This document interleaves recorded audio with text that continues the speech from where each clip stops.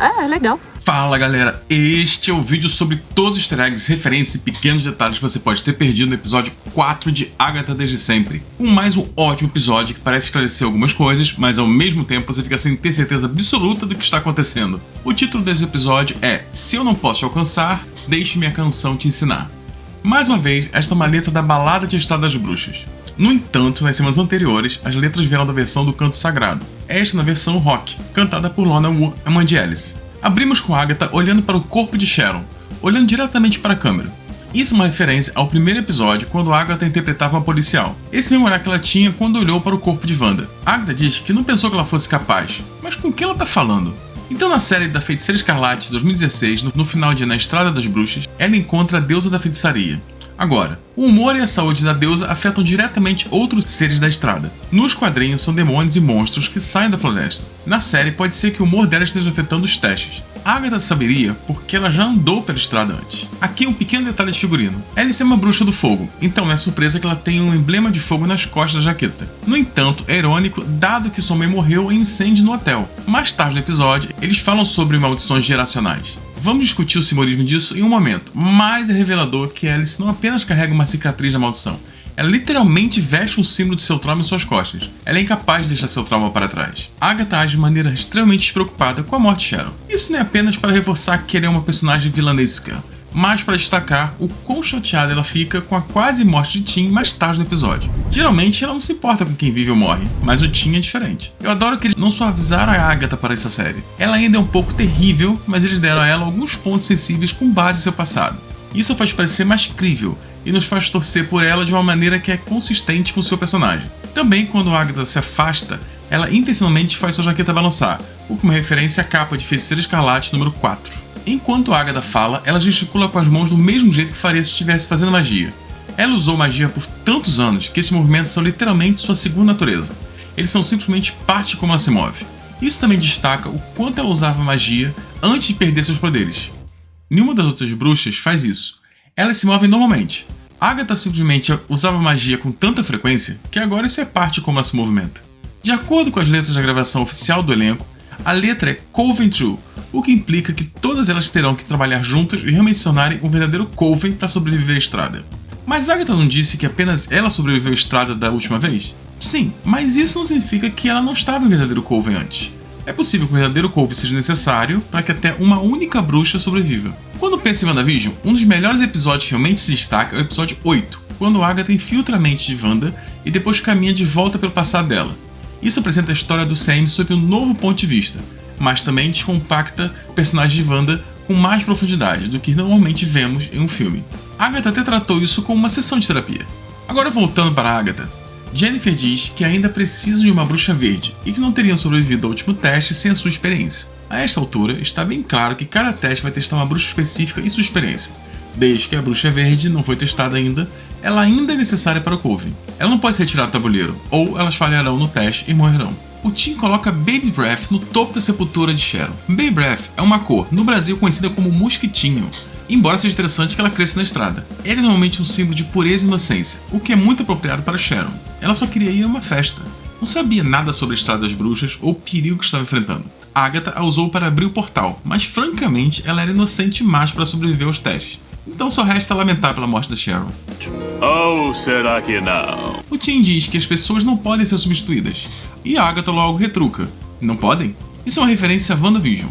Por um lado, Wanda literalmente substituiu o Visão com sua versão mental dele. Além disso, o Visão Branco provavelmente substituirá o Visão do CM. Agatha também literalmente substituiu Pietro com Ralph Bonner. Feitiços de invocação se traduzem Ajude-nos, Irmã Verde. Acima, dentro e fora. Todas pedem coisas diferentes dela. E eu acho que essa parte é uma referência, onde ela diz que ela seja inteligente, mas não super política. A Disney está constantemente lidando com críticas de que tudo é politicamente correto. Então isso parece ser uma pequena provocação em relação a isso. A segunda parte do feitiço se traduz em Pessoa Verde que seja feita. Mais tarde, Rio diz, não uma bruxa verde, mas a bruxa verde. Isso pode significar que ela pode não ser uma bruxa verde, afinal, mas sim o Homem Verde, um deus da floresta da mitologia celta.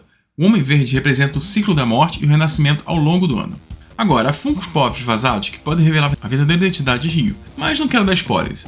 Então, quando chegarmos lá, voltaremos e faremos referência a esse momento.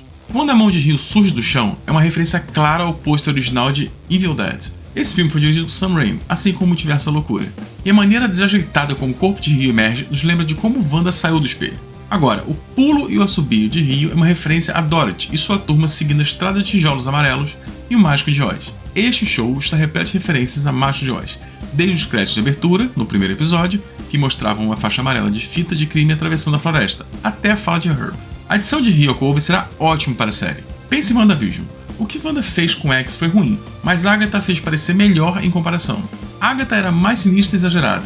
Ao longo dessa série, Agatha tem sido a personagem mais maligna, a mais insensível e teatral. Mas agora, ela será colocada em comparação com Rio, e parecerá mais amena. Além disso, observe que as folhas são vermelhas e laranja, o que indica ao público que este é o teste de Alice. Elas são recebidas por uma fase da lua na porta. Assim como o teste anterior, mas dessa vez é a fase do fogo, para reiterar que este é o teste de Alice. As fases da lua também são muito importantes na magia. A lua crescente é frequentemente associada ao crescimento da bruxaria, e neste teste, a Alice precisa crescer para passar. Elas têm que deixar de lado sentimentos ruins associados à balada de Estrada das Bruxas e realmente se soltar. Quando elas entram na casa, elas todas estão vestidas com seus melhores trajes dos anos 70. Todos representam diferentes estilos de moda dos anos 70. Jennifer apresenta o estilo boho, com roupas longas e soltas. Alice está vestindo o look mais estereotipado dos anos 70, com grandes bocas de sino e óculos redondos. Agatha Rio incorpora o estilo glam rock. O figurino de Pat Leone é na verdade uma referência à sua amiga e co-estrela de Gypsy, Liza Minnelli. Na parede, Lilia vê uma série de diferentes representações de bruxos morrendo, muito sinistro. Um detalhe interessante é que esse tipo de punição também inclui métodos menos conhecidos. Além da execução por queima, vemos a tortura, uma referência ao fato de que muitas mulheres confessavam ser bruxas enquanto estavam sendo atormentadas. Esses métodos de punição incluem a pressão entre pedras e o afogamento, que era outra maneira muito comum de matar bruxas nas colônias da América. Eles jogavam mulheres em rios, acreditando que apenas bruxos poderiam nadar. Então, se elas nadavam, eram bruxas e, portanto, eram deixadas para se afogarem. Se não sabiam nadar, bem, parabéns, não eram bruxas, mas morriam de qualquer jeito. Eu chamo isso de uma situação tipo perde ou você perde. No último episódio, vimos que Lilia é originalmente da Europa, um continente que matou mais bruxos do que qualquer outro. É muito provável que ela tenha visto amigas, bruxas e não bruxas morrerem. E é por isso que ela está tão emocionada aqui. Jennifer descobre essas máscaras, que são máscaras Namar japonesas, desenhadas para parecer com Ani, semelhantes a demônio. Se você ouvir com atenção, pode até ouvir um pequeno som de música tradicional. Em outra parede, vemos o Drop Beat Magazine, uma paródia de Down Beat Magazine, uma revista de música que ainda está em publicação ainda hoje nos Estados Unidos. Também vemos um post de Fleetwood Mac. Então, se tínhamos dúvidas sobre em quem Coral Shores era baseada, agora sabemos. Lily de repente diz: Alice, não.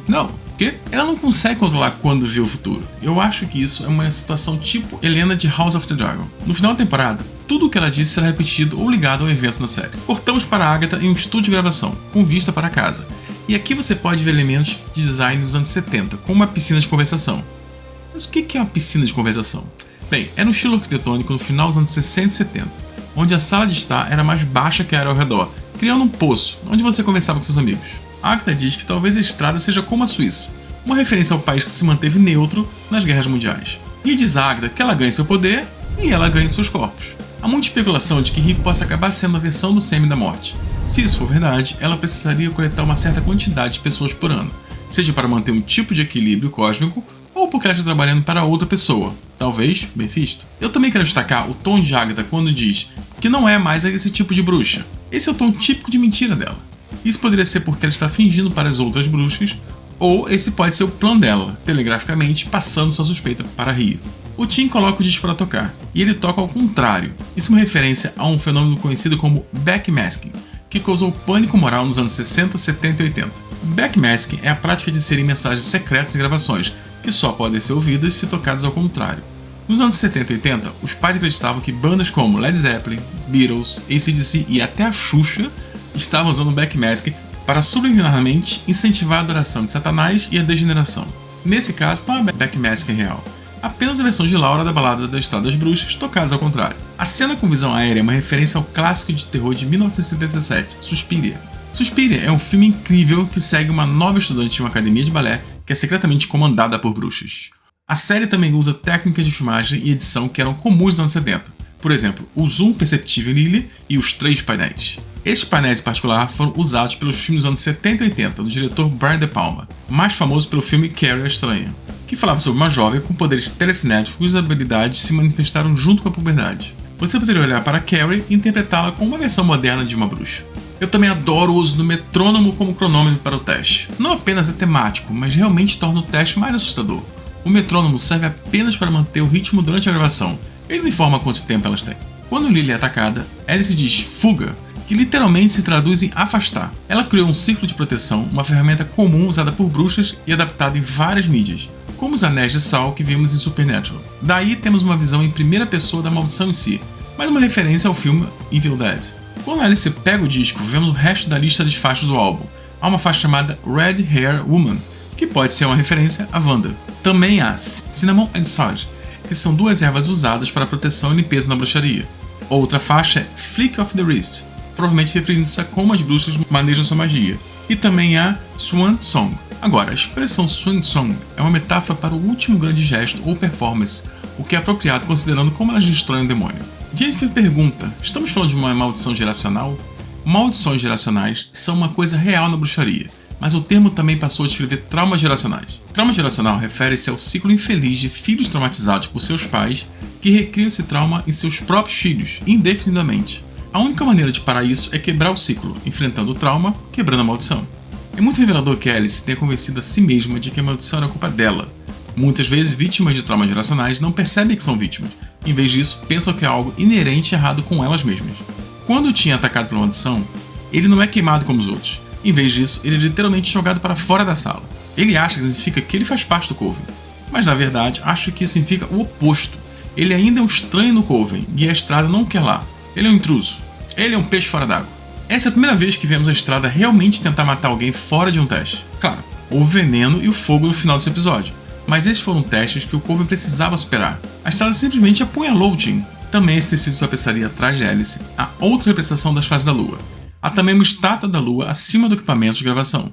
Quando Agatha pergunta o que Lorna queria, Rio diz, salvar sua filha. E observe o olhar direto que Rio dá a Agatha. Eu me pergunto se o objetivo de Agatha sempre foi salvar seu filho. Em WandaVision foi enfatizado que a morte não pode ser desfeita. Talvez Agatha tenha trocado seu filho pelo Darkhold, mas apenas porque foi a única maneira de evitar que ele morresse. E Lily foi muito engraçada quando ela disse que estudou os pratos de dedo e um pouco de flauta de pan. Isso é realmente preciso, porque o primeiro conjunto de pratos de dedo data de 500 a.C. Como disse antes, acho que Lily é realmente a bruxa mais velha aqui. Então, claro, ela é a melhor nos instrumentos mais antigos.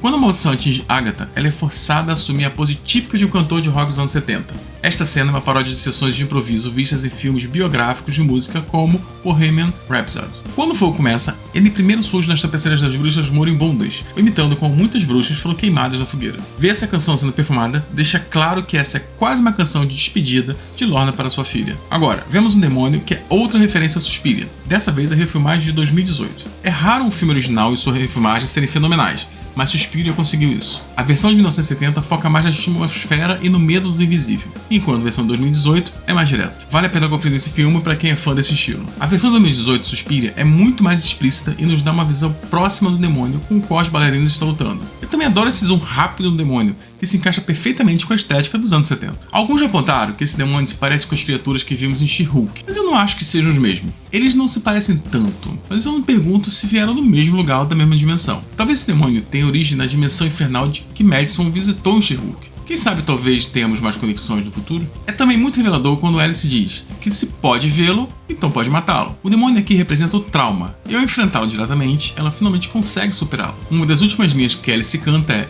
"Eu vou te ensinar". Nos quadrinhos, Wanda encontra sua mãe, Natalia Maximoff, no final da Estrada de Bruxa. Sim, mas a Lorna já não está fora da estrada? Bem, a estrada é um pouco confusa. Ela existe fora do tempo e do espaço, então Wanda encontra uma versão de sua mãe antes mesmo de ela engravidar. Ela encontra a versão de Natalia que percorreu a estrada décadas antes. Então podemos ver algo semelhante com Lorna. E aqui o demônio explodindo em chamas dos homens de Alice é uma referência direta à estética visual do metal, que se tornou muito comum nos anos 80. Além disso, o estúdio pegando fogo realmente se parece com os efeitos pirotécnicos usados em sessões de Jam the Rock. Então elas descobrem que o Tim foi esfaqueado. Agora, Rio olha para ele como um verdadeiro abutre e Agatha diz não. Agatha é a única que sabe que Rio está literalmente morto, então ela garante que Rio não leva embora. Jane precisa da luz, da lua e água para curar o Tim. No início da temporada, Lilia chama Jane de a Sacerdotisa Suprema, e no cartão de tarô da Auto-Sacerdotisa há uma lua crescente e água. Essa é outra grande referência e também destaca o poder de Jennifer. Ela literalmente cura uma ferida de faca com dois elementos comuns e abundantes, luz da lua e água.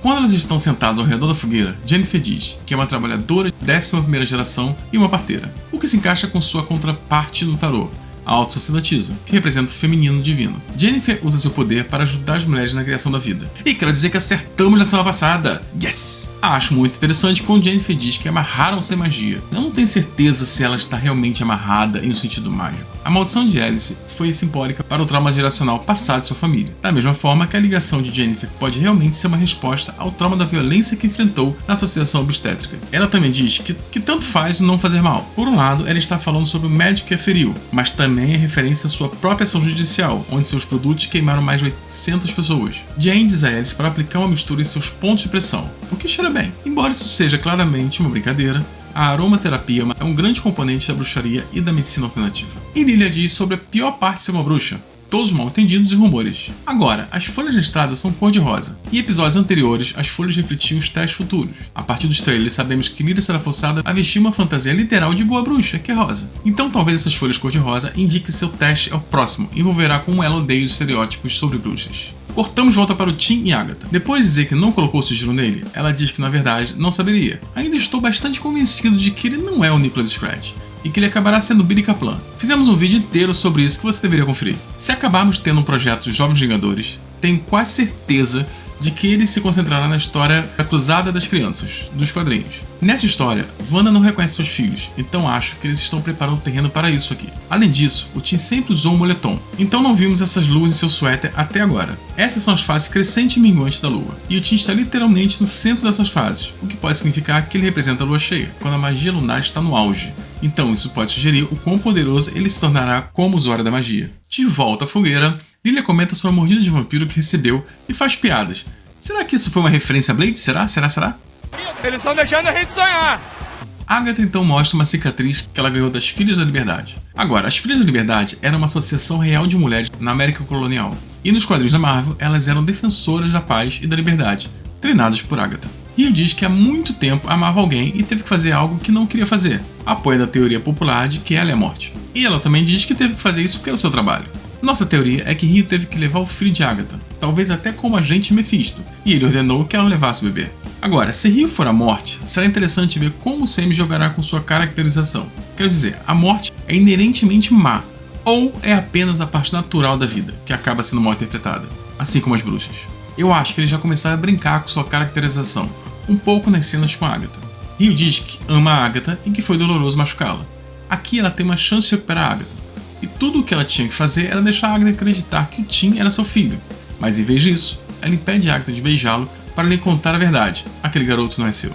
Então o Tim definitivamente não é o filho, certo?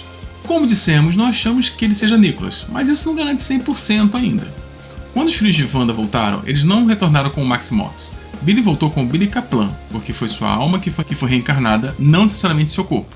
Então Billy tem outro conjunto de pais. Então ele é o filho de Wanda, mas não apenas filho dela. Se o Tim for Nicholas, acho que será algo semelhante. Ele pode ter a alma do filho de Agatha, mas não ser realmente seu filho biológico. A coisa toda da reencarnação pode ficar bem estranha. Então o que vocês acham que está reservado para Agatha, o Tim e o resto do Coven? Será que veremos mais referências de WandaVision?